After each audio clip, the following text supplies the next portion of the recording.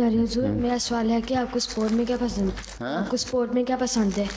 अब तो स्पोर्ट्स में खेलता नहीं, लेकिन बचपन में क्रिकेट खेलता रहा हूँ, फिर बैडमिंटन भी खेलता रहा हूँ।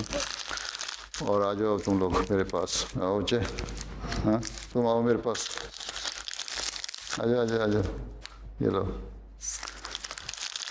बच्चे लड़कों को भी देनी है किताबें कि नहीं? हैं? यही है, यही है, बड़े कंजूस हैं आप लोग। छुपा के दें। और हैं? तुम्हें ये ले लो, तुम्हें पढ़ना भी आता है, ये भी लेनी है, ये ले लो। बड़ों जो है उन्होंने, तुम पढ़ना आता है तुम्हें? जी। फ्रेंच? जी।